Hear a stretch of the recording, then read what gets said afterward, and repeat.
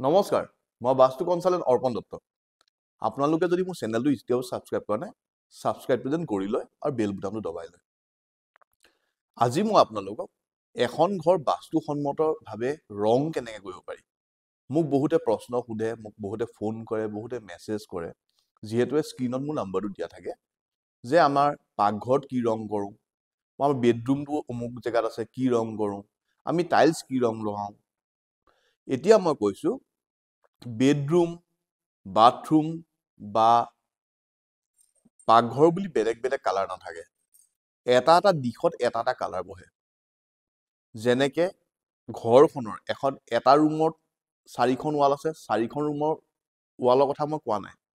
ঘৰটোৰ মাজৰ পৰা আমি দিশকেইটা, উত্তৰ দিশৰ ৰুমকেইটাত, আজি আপোনালোকে ভালকে বুজি লওক, উত্তৰ দিশৰ ৰুমকেইটাত আমি sky blue colour, grey colour, অলপ গ্ৰীণ কালাৰো দিব পাৰোঁ উত্তৰৰ ফালৰ ৰুমকেইটাত। পূবৰ ৰুমকেইটাত আমি গ্ৰীণ দিব পাৰোঁ, ব্ৰাউন দিব পাৰোঁ, অফ হোৱাইট দিব পাৰোঁ। দক্ষিণৰ ফালৰ ৰুমকেইটাত আমি হালধীয়া দিব পাৰোঁ, অলপ ৰঙাও দিব পাৰোঁ, পিংক দিব পাৰোঁ। পশ্চিমৰ ৰুমকেইটাত আমি বগা, গ্ৰে কালাৰ আৰু য়েল্লো কালাৰ দিব পাৰোঁ। এইকেইটা কালাৰে যে আমাৰ ঘৰখনত থাকিব লাগিব সেইটো নহয়, তাৰ কম্বিনেশ্যনত আপোনালোকে কালাৰ দিব পাৰিব। যদি মই ব্লু বুলি ক'লো, ব্লুৰো কেইবাটাও ছেটছ থাকে, গ্ৰীণ ক'লো, গ্ৰীণৰো কেইবাটা ছেটছ থাকে, ৰেড ক'লো, পিংক ৰেডৰো বহুত ছেটছ থাকে। তেনেকে আপোনালোকে সলাই সলাই দিব পাৰিব। মানে ৰেড ফেমিলি হ'লে ৰেড, ৰঙাৰ মেৰুন, অৰেঞ্জ, পিংক, সেইটো ৰেড ফেমিলি।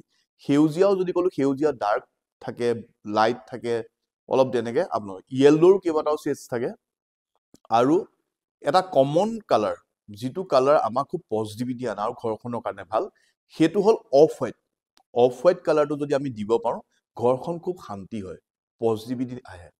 আৰু ক্ৰীম, মাখন কালাৰটো, ক্ৰীম কালাৰটো আৰু অফ হোৱাইট কালাৰ যদি আমি ঘৰখনত দিব পাৰোঁ, সেই কালাৰকেইটা দিলে আমাৰ ঘৰখনৰ পজিটিভিটিটো বাঢ়ি যায়।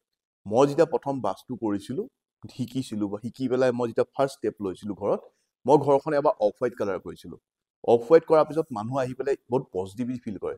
চবেই কয় যে আপোনালোকৰ ঘৰখনলৈ আহিলে বৰ মানে পজিটিভিটি লাগে। সেইটো only for the colour. Of white কালাৰটো আৰু ক্ৰীম কালাৰটো আপোনালোকে দিব পাৰে। নহ'লে মই যিকেইটা কালাৰ ক'লো, সেইকেইটা দিলেও আপোনাৰ ঘৰখন বাস্তুসন্মত হৈ যায়। যদি কৰে কৰি ল'ব। ধন্যবাদ।